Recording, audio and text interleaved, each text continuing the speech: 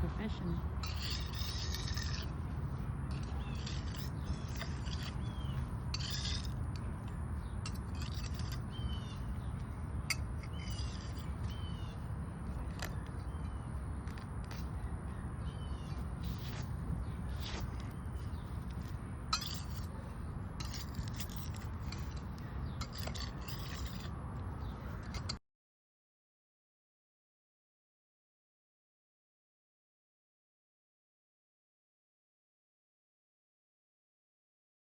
Coming, all power to the people. Power to the people.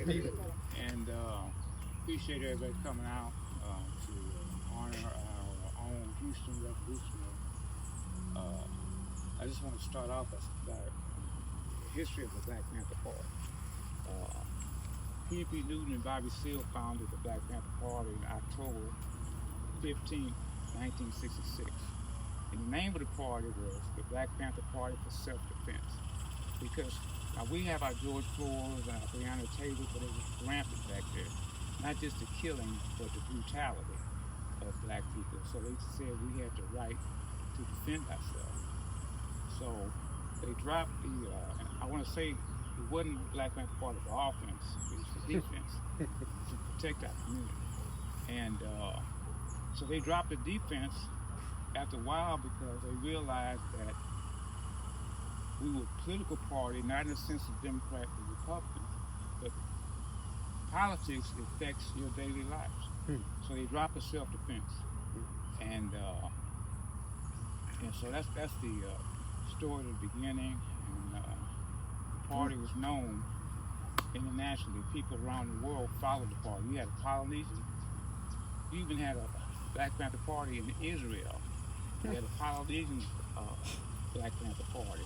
If you went to China, if you went to the capital of China, Beijing, if you walked into the National Library, of course they had stuff from all over America. But if you walked through the door, the National Library, the Black Panther Party newspaper was displayed, and you saw it as soon as you walked in the door. And so Carl was so inspired. Carl was a musician. He grew up in Pleasantville, as did James Aaron. And he was a professional musician, same as his brother. His brother taught music at Texas Southern. In fact, if you look in the archives, he's got different compositions. And so Carl and his band was traveling the country. And so when they got to Los Angeles, he started hanging out with the Black Panther Party members that really started doing community work, and it inspired him. So when they got to Oakland, he asked could they open up a chapter in Houston. And the thing about it, that the Black Panther Party exploded so fast. We had over 40 chapters, thousands of members, and they were holding up because they didn't know everybody. So they told them, no, not at this time. So Carl was so determined and dedicated, he came back here and he got him a job at the old Sears on Wheeler, saved money, and he started People's Party 2. And the reason he called it People's Party 2 because he said that the Black Panther Party was the vanguard party. It was the #1 party. And so they opened up an office on 2M and Dowling and started going to work. And really when they got attention was they started selling the Black Panther Party newspaper. They was saying how they really didn't pay attention to them until they started selling the newspaper. So Carl was coming back to the office one day, and this policeman was harassing his brother selling the newspaper. And Carl got out to see what's going on, and Carl had a 45 strapped to his chest. And so he asked the policeman what's going on, and the policeman said, what are you doing with that 45 strapped to your chest? So Carl said, I got the right, constitutional right, state constitutional right to carry. And so the policeman started walking up on him, and Carl told him, stay back. You know, don't come up on me. And so then the policeman went for his gun, Carl went for his gun, and he outdrew the gun. So what the comrades did, they started backing up in the office. They called for backup. In thing about it just so happened that day, it was a so-called riot at Moody Park. Hispanic brothers were holding a rally and stuff. And so they had a lot of police over there. I heard about so they called for backup. So anyway, but people in the community heard what was going on. They came out, stood in front of the building, said, y'all ain't gonna do nothing to these brothers. And so for a week, it was like between Elgin and McGowan, there was no police presence. They wanted Carl to turn himself in, but Carl said that he thought if they turned himself in, that they was killing. So on July 26th, they were holding a rally at Emancipation Park, which was across the street from the office. And somebody told them that it was two white men on the top of the church, St. John's Church. And so Carl and Barty Hale was a white guy. He was with the John Brown Revolutionary Society. They went down to see what was happening. So this was all set up because it was snipers. And snipers not for self-defense. It's like the movie, snipers will kill. And so they went down and they walked across the street and they right there by old Wolf's department store. And when they came from out the building, the police opened fire. They shot Barty in the shoulder, shot Carl somewhere in the abdomen, and it was a sister. And she probably was a prostitute. But that stroll there was prostitution, drugs. She came in a Volkswagen and picked Carl up and put him in her car. And she took him to the hospital. And he lived a while longer, but he passed away that next morning. And there used to be a recording, KCOH, they had a recording, because what they had two snipers up there and they had a reporter. The reporter was up there because he had interviewed Carl a few days earlier. So he was a spot. Wow. And this is a recording. So you hear somebody say, there he goes, that's him right there. Wow. And then you hear these shots. And then one of them say, did you get him? Yeah, we got that nigga. And so afterwards, it was planned. They had police and buses all around that perimeter. And they just started arresting him right back. In fact, Mickey Leland and Carl were great friends. They used to study together. And when Mickey Leland heard what happened, Mickey Leland came down there and he got arrested. So it was all planned, you know. And then the thing about it is, they think, you know, like they said, you kill the head, then you kill the body. But it's like Fred Hampton said, you can't kill a revolution. You can kill a person, but the revolution continues. And so this man right here, James Aaron, who's from the same neighborhood, Pleasantville, he was his right-hand man. And when Carl got killed, he took over. He became the chairman. And that takes a hell of a lot of courage. If you see your friend get gunned down. Was he 15? Who? James. No. 17. Yeah, that take a hell of a lot of courage.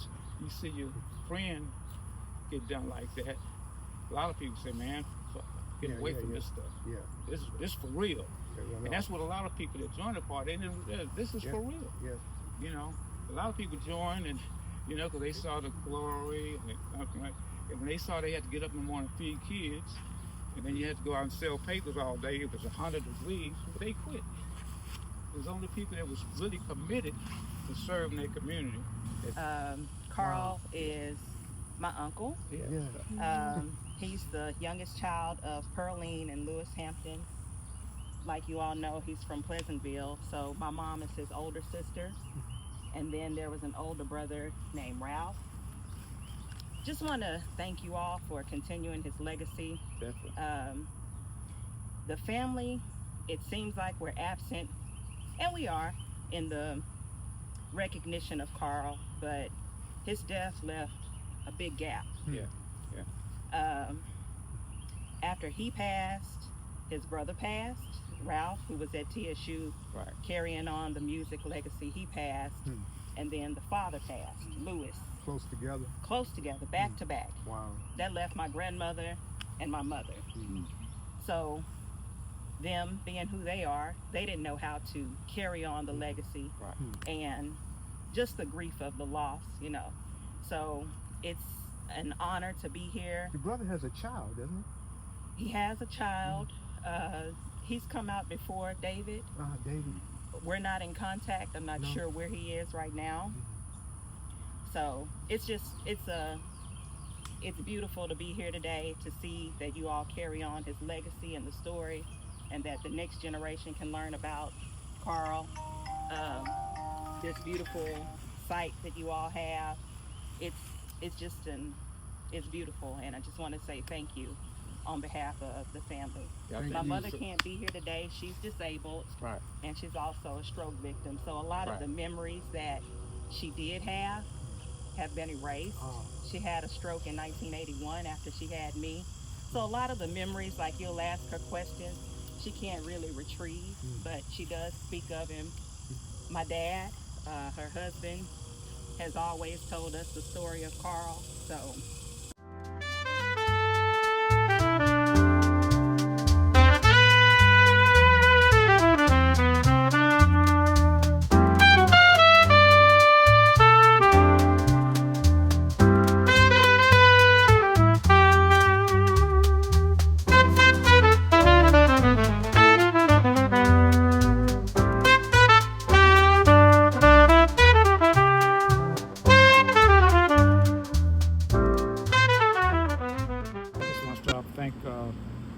Jennifer for having us over, and this dedicated young man, he told me, I met him about 3 years ago at Kwanzaa, and he was selling his book, and we was talking.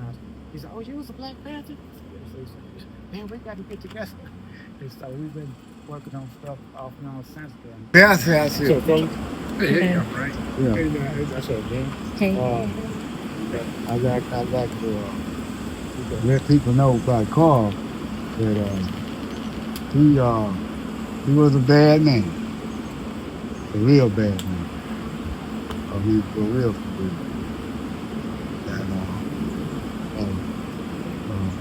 And he took the position that he ain't did nothing wrong. Police wanted to arrest him because he had his pistol, and the police joined him, called police, created an uproar in the community.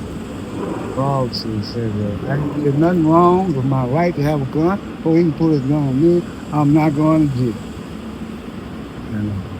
And that's how the thing started. And he meant it when he said he wasn't going to jail. So people were coming from all over the city. I mean, they had lawyers. One of them was Bobby Caldwell. We had some of the city politicians they were coming to the office while we was at the office. And they was telling him, hey, man, y'all, we got your bond money, because we were raising money. People were giving money. Really. He said, we got your bond money. He said, all you got to do is go to jail, and we're going to bond you right out. And he said, no, I ain't going to jail. I ain't did nothing wrong, and I'm not going to jail. And I think they made arrangements for, he said, well, I might do this here, though. He said, y'all can take that money down there and make my bond, but I ain't going to jail. I can't get about that. And he didn't go to jail. He said, if y'all want me, you come get me. And he meant that too. And that's what they did. And they sniped him on the emancipation drive next to the Brooks Department store. And when he died, he had his carbine in his hand. He wasn't out there, innocent. But they just sniped him. He was going to try to get him something. Yeah. That's how he died. He died with his carbine. Yeah, I like to let people know that. Yeah.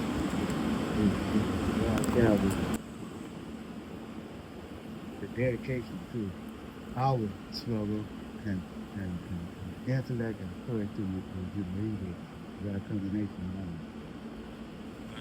tell you the truth, because he took us to the party at 17 years old after that. So we don't have 17-year-olds like that have courage. And I just had one more person I wanted to come speak, Brother Russo right here, Brother Danny Russo. He's going to be making play for us today and doing art. And I'll see him. I went to his property the other day, and this was a good brother. As soon as I met him, he started giving me peppers and plants, and he gave us the projector to use so we can paint the obelisk. This is a good brother right here. I told him he's the god of agriculture of Fifth Ward. If you go see his property, he has a flower garden full of beautiful flowers, and then he has his vegetable and herb garden right next door to it in Fifth Ward. He's the god of agriculture of the neighborhood. Right? So, to be here to celebrate a great cause. Keep the tradition going. Black power! Black power! All power to the people. All power to the people. Always keep it in your heart. Yes, sir. Yes, sir. So I'm here as an artist also, and it's a free art activity for any of y'all who like to make out of clay. I'll be in the room right here. You can make a free art activity. Memento today, carry it back with you, show it to your people, show it to your children. And that's together this catering music. We beautiful too. We got a music label together. We got a music label together. His wife, she's an artist as well. She's singing. I just wanted to shout him out. He's an artist as well. And that was it. You know, this house looking just like this house. So I had to take time and remodel it myself, and I'm getting contractors soon. Maybe by September we will be open, but you can keep up with us on Instagram, sweetminds_ Frenchtown fine art _, and then you'll see how the progress is coming along. And if you're in the neighborhood, I'm here. So stop by. You know, get my information before you leave. Stop by. We can collaborate. Like me and Brother Russo, me and Brother Bunchy. Anybody got ideas? Ideas are priceless. Anybody got ideas, projects, movements, teachers? This is going to be a future university. I'm going to buy this whole street, and I'm going to turn this street to Black Falls Street. We're going to do enterprises on this street. We're going to have businesses, nurseries, restaurants, anything you can imagine is coming in the future. And this is going to start with this right here. So if anybody got ideas for future projects, collaborations, events, education, we're also going to be doing Fifth Ward bike tours. If you ride, matter of fact, these bikes for children, if you got small ones at home, we're giving away free bikes today. Yes, we are going to have a raffle after our workshop going on with Brother Russo. We're going to be giving away a speaker and 3 bikes. So please stick around. That'll be at 3:00. Yep, that'll be it. And we got books for sale. All the art and records you're seeing now for sale. And everybody make yourself at home. I just wanted to honor Carl Hampton. And today also is a legendary day, July 26th in Cuba. Yes. Carl Hampton. 3 years ago, Niger got their independence from France on July 26th. So it's a hot summer. Yeah. You know, so.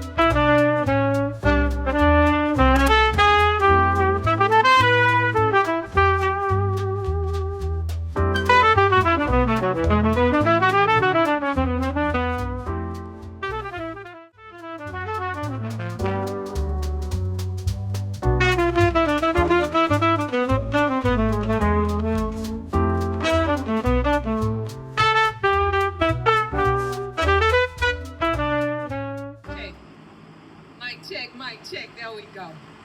Yes, my name is Tony Hickman, or we can call me the real Tony Hickman. That's how y'all can find me on social media. Not the fake Tony Hickman, but the what? The real. All right. Yes, I am an artist and performer. I am a brain aneurysm and stroke survivor. Oh, wow. I have been on gold and platinum albums. I used to be on Swab House before. Some of y'all may know Swab House, right? No? All right, yeah. So I used to be on Swab House, and when I had my second brain aneurysm and first stroke, I was told I would never speak or walk again. So my voice was my first thing that came back, and slowly but indefinitely, I have been guided by my ancestors toward purpose.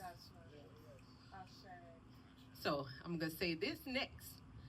I'm a rapper first. Okay. That part. I'm a rapper first, and when I say that, I do melodies. I do melodies. So singing, I'm kind of shy about it because I may crack, and so I'm letting y'all know if I crack, y'all can't laugh. I already told you that I may crack, but I need y'all to take in this message, because when I tell you this message came beyond me, this message really came beyond me. And so as you take it in, and yes, please silence your phones just for the performances, please. Yeah. So I'm about to do this now. Let me see if I can do this. Yeah, I'm partially paralyzed on my right side, but I make it work. You're beautiful, sis. That's all right. I just like to explain my situation. No, you don't. All right. There we go. So again, y'all, listen to the lyrics and the beat first, okay?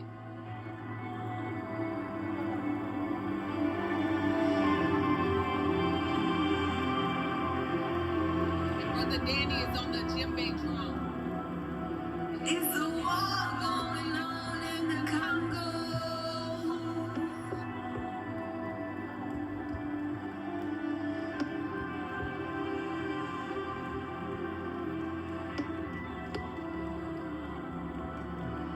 It's a war going on in the Congo, just like the war in the people of our world, in our world, and we act like it's simple. All the trafficking and violence in our world, in our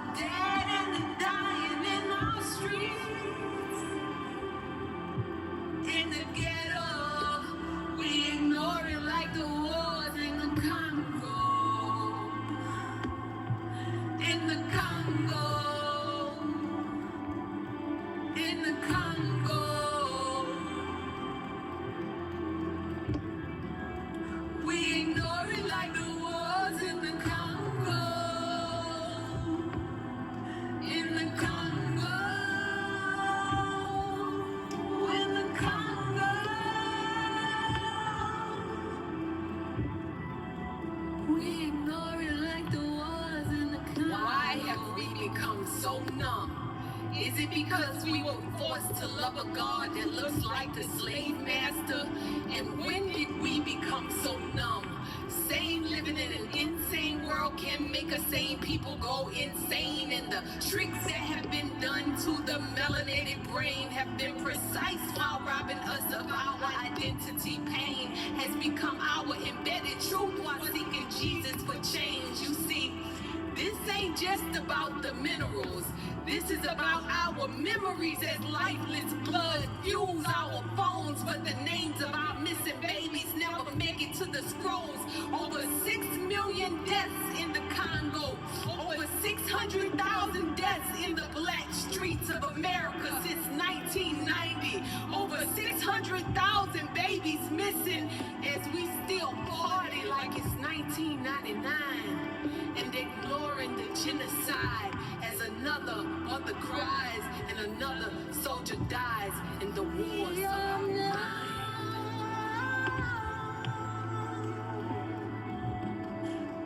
Numb to the pain that we see,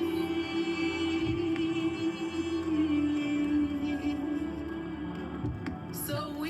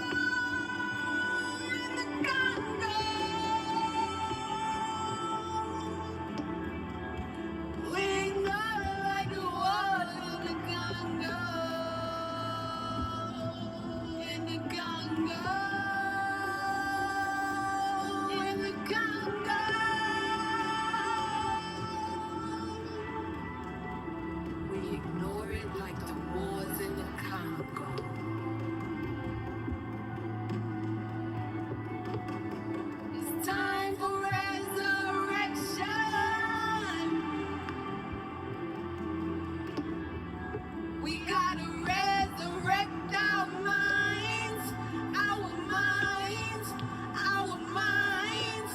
We gotta resurrect our minds.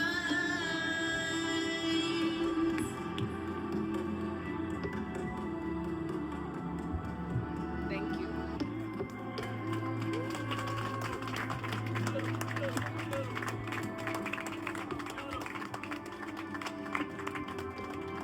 Fine, Tony, what's going on? It's a big world. Actually, the whole world is Africa. You're being attacked on whichever landmass you might be. And she's speaking of how you can become sometimes relaxed over here in America, but the fire is burning in Africa. And soon the fire might be burning everywhere. But good people and good will always have a victory over evil. So just keep that in mind. Don't be shaken by what they try and put on your mind here in America media and such. Okay, so moving on with our entertainment. We have an up-and-coming artist here. Her name is Timby, and she's a musician also, so she's gonna come and perform us a few numbers. She come forward this time.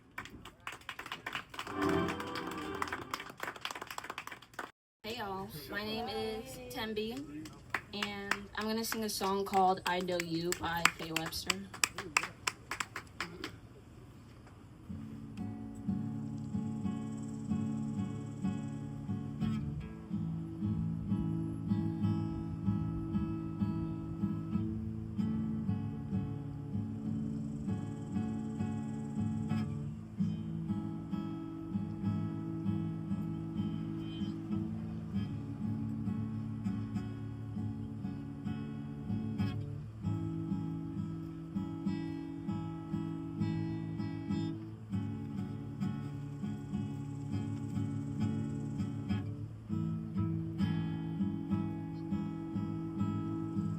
You're holding me and holding back. I don't really care for that, just you. There's a pause between every minute, feeling like I need something. It's just you. I know, I know, I know, I know you. I know, I know, I know, I know you. I'll quiet down if it's what you want. I understand I'm not the only one for you. So tell me what you're looking for. Is it a picture perfect girl for you? I know, I know, I know, I know you. I know, I know, I know, I know you.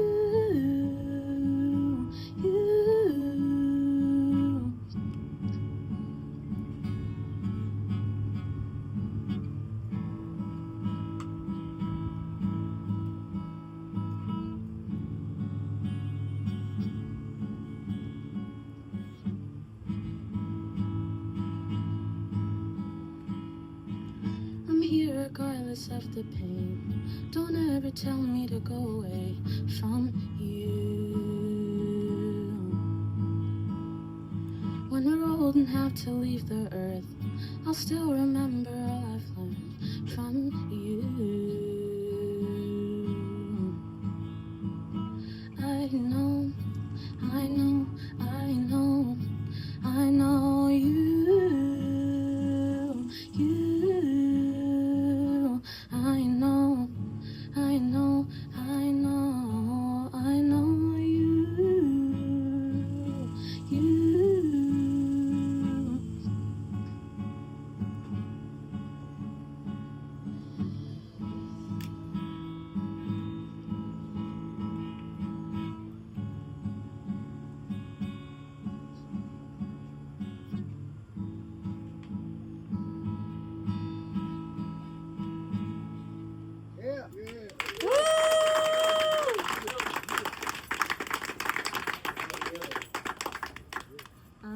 This next song is called My Love, Mine, All Mine, and it's by Mitski.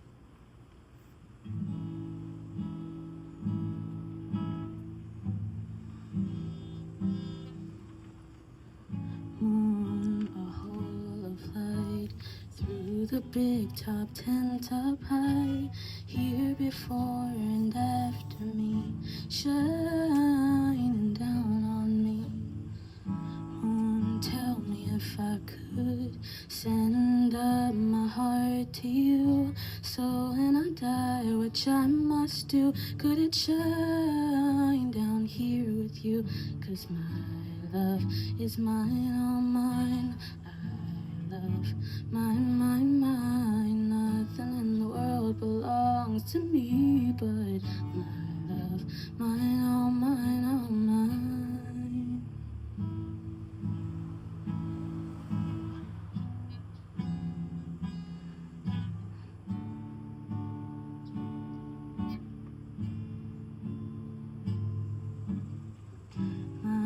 Baby here on earth showed me what my heart was worth.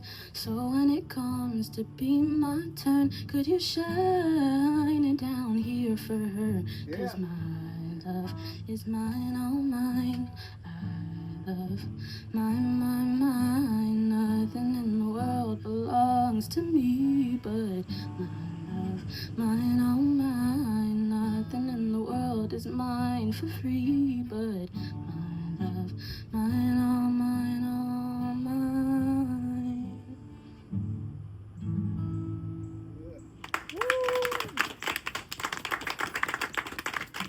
Very beautiful girls. All right. So next up, we have spoken word. We have a veteran poet been trumping these streets of Houston for decades, making sure that the poetry stays in the forefront when all these other art forms are there and supported. But the poetry, the spoken word, is often less when it gets the least support. I'm talking about financial wise and so forth, okay? But they have it in their heart, and that's what makes them persevere. So at this time, I'd like to bring up Harold T.C. Clark.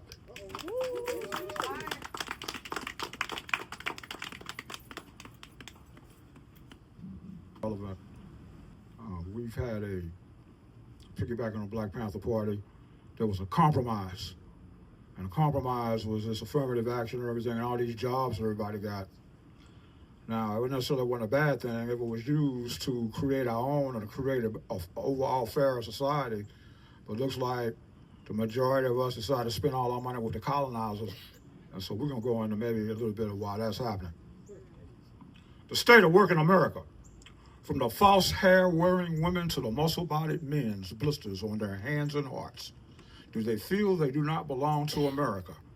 As the great fortunes accumulated by slavery, theft, and murder are managed by those too corrupt to be concerned with justice, as in it is not my job to understand how we got here, but understand I am your boss now and you will obey. Are too boorish to dance with the poets, as their groupthink is easily shaped by lies.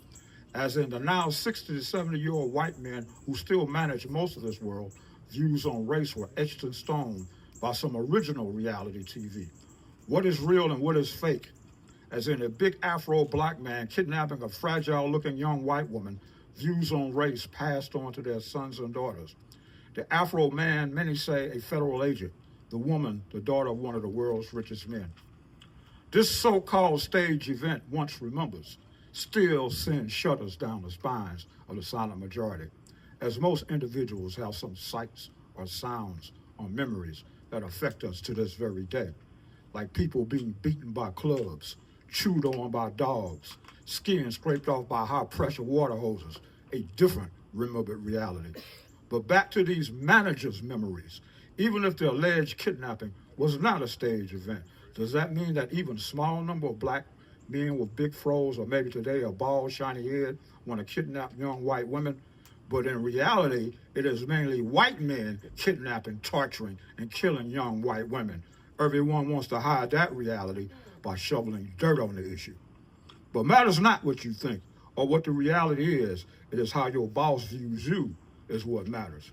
So things might not be all that compassionate as she left me with that heart inside that imported purse that I'm still paying for.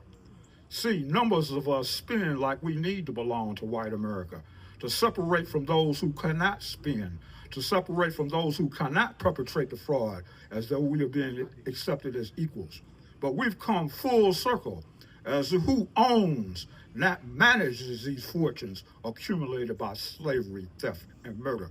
As it seems something real personal about all these systems that set up for us that do not work, like prisons, feeding farms, feeding off our very flesh, now fat from the kill, like schools, industrial deep freeze, hearts and minds frozen shut, or housing projects as storage units, people stacked away on a shelf, and workplaces as surveillance sites, eyes tracking our every move, cover mouths whisper to one another. Yeah, something real personal, as these owners were never afraid of black flesh. They lusted after black flesh for hundreds of years, since the beginning, especially late at night when the masks come off and people stop pretending.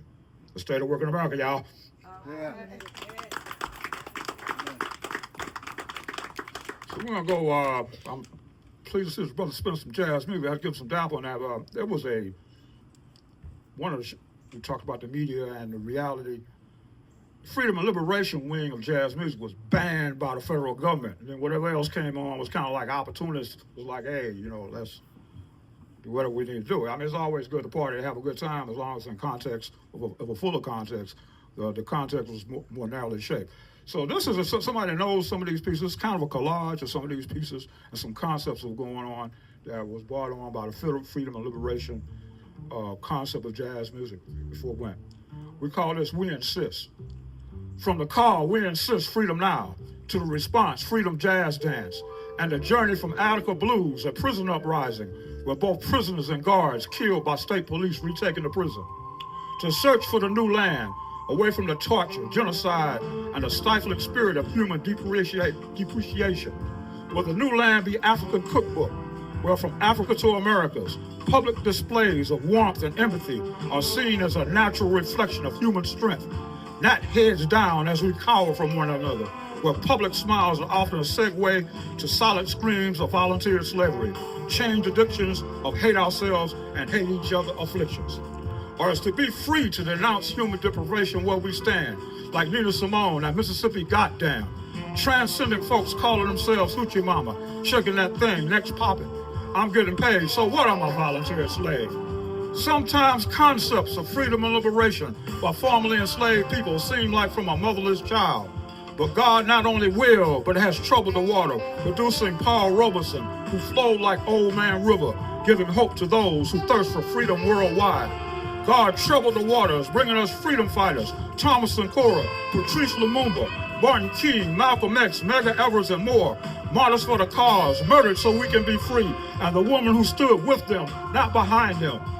In the garden of our prayers, will we pray for courage to overcome, pray for courage to care, pray for courage to love. Swing low, sweet chariot, coming for to carry me home. Sweet low, sweet chariot, coming for to carry me home. A place where we can be free, a place where you can be you, a place where I can be me. So we insist. Freedom now. Peace, y'all.